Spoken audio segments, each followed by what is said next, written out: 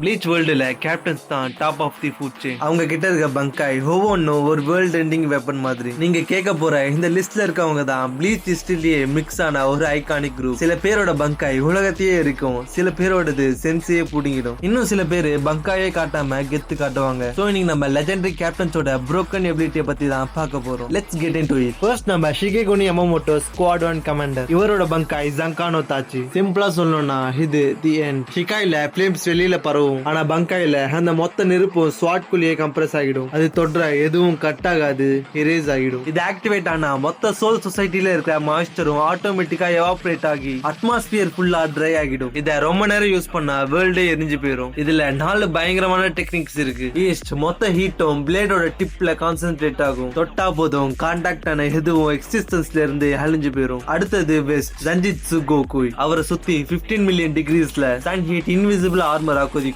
இந்த ஸ்டேட்ல அவர் நெருங்க கூட முடியாது. அடுத்தது சவுத் ஜுமானகுஷி டைசோஜின். அவர் இது வரைக்கும் கொன்ன ஆளுங்களை ஸ்கெலிட்டனா எழுப்பி ஃபைட் பண்ண வைப்பாரு. சொல்ல போனா இது ஒரு physical torture. And finally north Tenchi Kaijin, a single slash of incineration. இது மூலமா எதிரியை வெட்ட மாட்டாரு, அந்த ஹீட்லயே அவங்கள டெலீட் பண்ணிடுவாரு. Next Soifon from squad 2. இவங்களோட பங்காய் ஜக்குஹோ ரைகோபன். இவ ஒரு ஸ்டெல்த் அசசின். ஆனா இவரோட பங்காய பாத்தீங்கன்னா ஒரு கோல்டன் மிசில் லான்ச்சர். இது ஸ்டெல்த்துக்கு சுத்தமா செட் ஆகாது. அதனாலே இந்த பங்காய அவளுக்கு பிடிக்கவும் பிடிக்காது. என்னதான் இருந்தாலும் இது ஒரு ஒன் ஷாட் நியூ. லைக் ஒரு டார்கெட்டை லாக் பண்ணி வெடிக்கும். பிளாஸ்டர் ரேடியஸ் எவ்வளவு பெருசுனா சோய்ஃபோனே பறந்து போகாம இருக்க ஒரு ஹெவி ஸ்டீல் பெல்ட்டை கட்டி பில்டிங்கோடவே நின்னுக்க வேண்டியதா இருக்கும். எனக்கு மறையெல்லாம் தெரியாது, ஒரு ஏரியாவே அழிக்க வேணா தெரியும்னு சொல்ற மாதிரியான ஒரு வெப்பன் இது. அடுத்து நம்ம லிஸ்ட்லயே ஒரு மாஸ்டர் மேனிபுலேட்டர் கின்னிச்சிமாரு, ஸ்குவாட் 3 கேப்டன். இவனோட பங்காய் கமிஷினி நோ யாரி. ரொம்ப வருஷமா கின் எல்லாரையும் ஒரு விஷயத்த சொல்லி ஏமாத்தினா. என்னோட கத்தி 13 கிலோமீட்டர் நீளம் போகும், சவுண்டை விட 500 டைம்ஸ் வேகமா போகும்னு சொன்னா.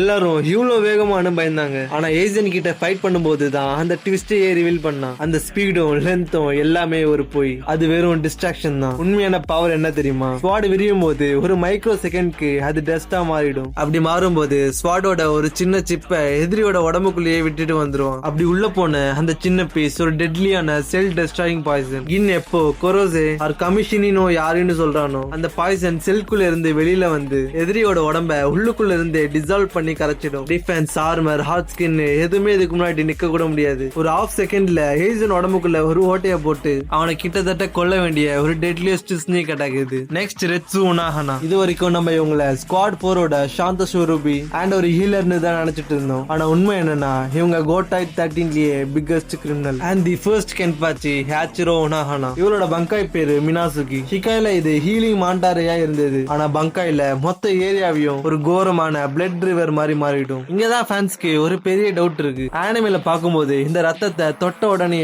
உனோஹானாவும் ஜாரக்கியும் ஆசிட் பட்ட மாதிரி உருகி ஸ்கெலிட்டனா மாறுவாங்க. நிறைய பேரு இது ஆசிட் பங்காய்ன்னு நினைச்சாங்க. ஆனா அது விஷுவல் மெட்டஃபர் மட்டும்தான். உண்மையான மீனிங் என்னன்னா சண்டை போடும்போது தோல் சத அழகுன்னு எல்லாத்தையும் தூக்கி போட்டுட்டு வெறும் போனோட சண்டை போடணுங்கிற கான்செப்ட் தான் அது. ஆனா இவங்க பண்ற வேலை இருக்கு அது ஆசிட விட மோசம். இவ ஒரு ஹீலிங் மான்ஸ்டர். சோ ஜாரக்கிய வெட்டுவா, சாக விடுவா. ஆனா சாகிறதுக்கு முன்னாடியே இன்ஸ்டன்டா ஹீல் பண்ணி உயிரோட கொண்டு வந்துருவா. கில் ஹீல் கில் ஹீல்னு ஜாரக்கியோட ஃபுல் பொட்டன்ஷியல் வெளியில வர வரைக்கும் அவனை சாக கூட விடாம இன்ஃபைனட் லூப்ல போட்டு செதுக்கிய ஒரு மான்ஸ்டர் தான் இவங்க. இப்போ the mastermind, the main villain Sosuke Aizen. இங்கதான் ப்ளீச் ஹிஸ்டரியிலேயே ஒரு பெரிய மிஸ்ட்ரி இருக்கு. ஆனிமே முடிகிற வரைக்கும் எய்சனோட பங்காய நம்ம பார்த்ததே இல்ல. ஏன் தெரியுமா? சிம்பிள், அவனுக்கு அது தேவையே படல. அவனோட ஷிகாய் கியோகா சுயிகட்சு அது இருக்கே, அதுவே சீட் கோட் லெவலுக்கு புரோக்கன். உங்களோட 5 சென்சஸ், பார்வை, கேள்வி, வாசனை எக்ஸெட்ரா, இப்படி இது எல்லாத்தையுமே அவன் கண்ட்ரோல் பண்ணும்போது பங்காய் எதுக்கு? ஒரு சீன் ஞாபகம் இருக்கா? மொத்த கோட்டாய் 13 கேப்டன்ஸும் சேர்ந்து ஏசனை அட்டாக் பண்ணுவாங்க.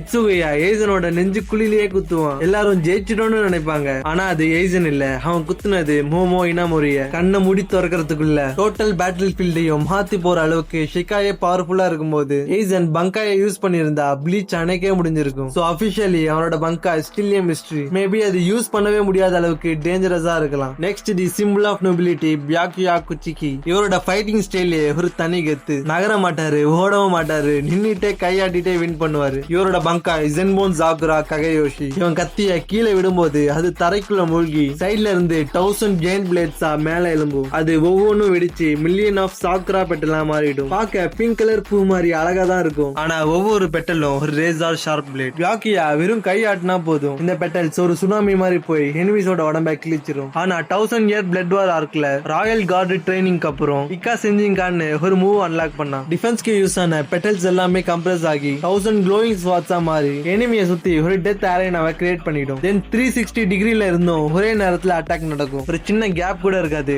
டாச் பண்ண முடியாது, பிளாக் பண்ண முடியாது. ஒன்ஸ் உள்ள மாட்டினீங்கன்னா அவ்வளவுதான், கேம் ஓவர். அடுத்து Sajin Komamura, the most loyal captain. இவரோட பங்கா கியோகோஜோ டெங்கன் மியோஹோ. இது ஒரு ஜெயண்ட் அவுட்டார் மாதிரி. கொமமுரா கையாட்டினா பின்னாடி இருக்க அந்த 1000 ஃபீட் சாமுராயும் கையாட்டும். நான் ஒரே நேரத்துல அட்டாக் பண்ணுவாங்க. ஆனா இதுல ஒரு பெரிய வீக்னஸ் இருந்துச்சு. அந்த ஜெயண்ட்க்கு அடிபட்டா கொமமுராக்கும் வலி எடுக்கும். ஆனா 1000 இயர் பிளட் வார் ஆர்க்ல அவர் யூஸ் பண்ண ஒரு ஃபார்ம் இருக்கு. அது வெறும் பவர் இல்ல, ஒரு சாக்ரிஃபைஸ். கோகுஜோ டெங்கன் மியோஹோ இந்த ஃபார்ம்ல அந்த ஜெயண்ட் சாமுராய் தன்னோட ஹெவி ஆர்மரை கலட்டி எரிஞ்சிரும். உள்ளுக்குள்ள இருந்து பியூர் அயர்ச்சி எனர்ஜி வெளியில வரும். இது நடக்க கொமமுரா தன்னோட ஹோன் ஆர்ட்டை புடுங்கி சாக்ரிஃபைஸ் பண்ணி டெம்பரரி இமார்டிலிட்டியை வாங்குவான். எவ்வளவு அடிபட்டாலும் சாக மாட்டாரு. தடுக்கவே முடியாத ஒரு போர்ஸா மாறிடுவாரு. ஆனா இதுக்கு அவரு கொடுத்த வேலை ரொம்ப பெருசு. டைம் முடிஞ்ச உடனே கொமமுரா தன்னோட ஹியூமனிட்டிய மொத்தமா இழந்து பேசவோ யோசிக்கவும் முடியாத ஒரு சாதாரண உல்ஃபா மாறிடுவாரு. கேப்டனா இருந்தவரு கடைசியில ஒரு பீஸ்டா மாறினது ப்ளீச்லயே ஒரு heartbreaking moment. Next the current captain commander Shunsui Kyoraku. இவரோட பங்காய் தான் ப்ளீச்லயே ரொம்ப டார்க் ஆனது. கட்டென் கியோகொட்சு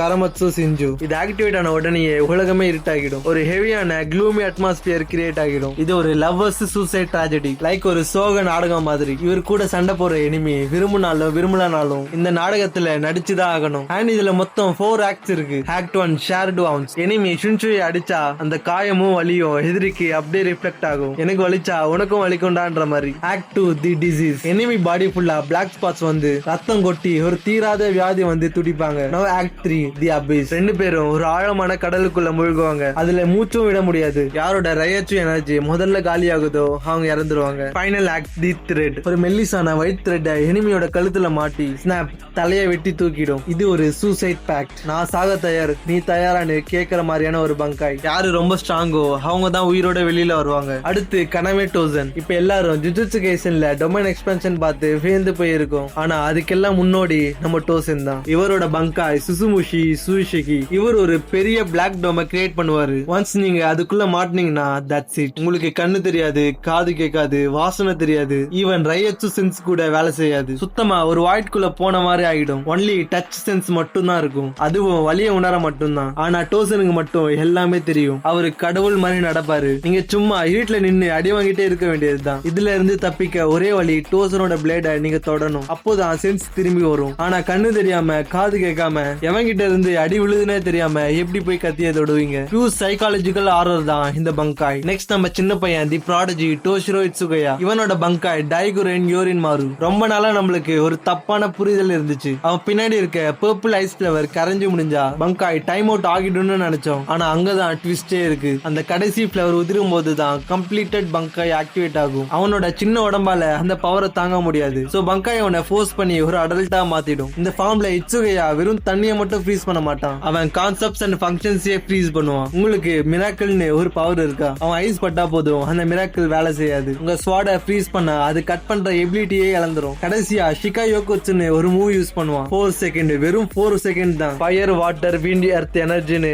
எதுவா இருந்தாலும் அப்சல்யூட் ஜீரோல ஃப்ரீஸ் ஆகி ஸ்டாச்சுவா மாறிடும். இது ஐஸ் இல்ல, டெத். நெக்ஸ்டா தி பீஸ்ட், தி மான்ஸ்டர் கென்பாச்சி ஜாரகி. பீச் ஹிஸ்டரியிலேயே பங்காய் பேர் கூட தெரியாம பங்காயை யூஸ் பண்ண ஒரே ஆள் இவர் தான். இன்ஃபேக்ட் இவனோட வைஸ் கேப்டன் யாச்சுரோ இருந்தால அவ வேற யாரும் இல்ல, ஜாரகியோட பங்காய் ஸ்பிரிட்டே அவ தான். அவ மறைஞ்சி ஜாரகிக்குள்ள போன உடனே தி டீமன் வேக்ஸ் அப். பங்காய் ஆக்டிவேட் ஆனா ஜாரகி ஒரு ஹோனி மாதிரி மாறிடும். ஸ்கின் ஃபுல்லா ரெட் கலரா மாறிடும். நெத்தில கொம்பும் முளைக்கும். இதுல என்ன ஸ்பெஷல் எபிலிட்டின்னு கேட்டீங்கன்னா அதுக்கு பதில் லாஜிக்கே இல்லங்கிறது தான். ஐஸ், ஃபயர், இல்யூஷன் இந்த மாதிரி எந்த கிமிக்ஸும் கிடையாது. வெறும் இன்ஃபைனைட் பிசிக்கல் ஸ்ட்ரென்த். எதிரில நிக்கிறது கடவுளாவே இருந்தாலும் வெறும் பிசிக்கல் பவர் வச்சே சமாளிப்பான். ஒரு சீன்ல ஜெயண்டா இருக்க கெரால்ட் வால்கிரியோட கைய கத்திய கூட யூஸ் பண்ணாம பல்லிலே கடிச்சு பின்னி எடுத்திருப்பான். ஆனா இந்த பவரை ஜாரகியோட உடம்பால தாங்க முடியாது. ஓவரா பவர் யூஸ் பண்ணா அவனோட சொந்த கையை அடி தாங்காம உடஞ்சி தொங்கிடும். ஓன் சென்ஸே இல்லாம டெஸ்ட்ரக்ஷனை மட்டும் குறியா வச்சிருக்க ஒரு பியூர் பெர்சர்க்கர் மோட் தான் இது. அடுத்து மயூரி குரோசுச்சி. கோட்டை 13லயே ஒரு மேத் சயின்டிஸ்ட். இவங்கிட்ட சண்டை போறதை விட செத்து போறது மேல். இவனோட பங்காய் கொஞ்சிக்கி அஷிஷோகி ஜிசோ. பழைய அனிமேல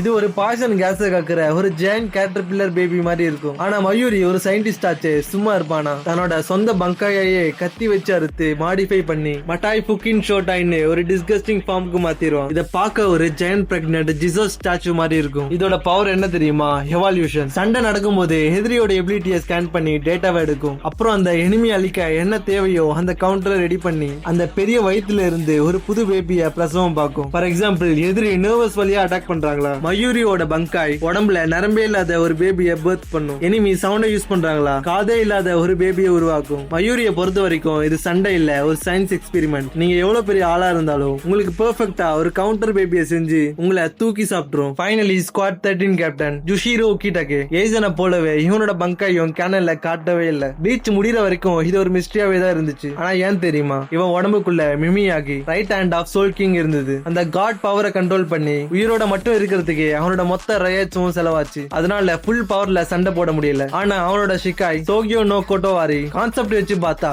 எனிமி போடுற எனர்ஜி அட்டாக் அப்சர்வ் பண்ணி அந்த ஸ்பீட் அண்ட் பவரை இன்க்ரீஸ் பண்ணி ரிஃப்ளெக்ட் பண்ணுவான். ஷிகாயே இப்படி இருக்கும்போது பங்காயை நினைச்சு பாத்துக்கோங்க. மொத்த என்விரான்மெண்ட் எனர்ஜியையும் அப்சர்வ் பண்ணி திருப்பி அடிக்கிற ஒரு காட் டயர் கவுண்டரா இருந்திருக்கலாம். பட் sadly அதை பாக்குற கொடுப்பன நம்மளுக்கு இல்ல. சோ இவங்க தான் கோடைட் 13 பில்லர்ஸ். யமாமோட்டோவோட டெஸ்ட்ரக்ஷன்ல இருந்து டோசனோட சைக்கலாஜிக்கல் ஃபியர் வரைக்கும் ஒவ்வொருத்தரும் ஒவ்வொரு ரகம். இதுல உங்களோட ஃபேவரட் கேப்டன் யாரு? மறக்காம கமெண்ட்ல சொல்லுங்க. பாதிக்கு பாதி நீங்க கேக்குற வீடியோஸ் தான் பண்ணிட்டு இருக்கேன். முடிஞ்ச அளவுக்கு லைக் அண்ட் சப்ஸ்கிரைப் பண்ணி சப்போர்ட் பண்ணுங்க. அப்போதான் அடுத்தடுத்து வீடியோ போட ஒரு மோட்டிவேஷனா இருக்கும். அண்ட் இதே மாதிரி வேற ஏதாச்சும் இன்ட்ரெஸ்டிங் வீடியோல பார்க்கலாம். பாய்.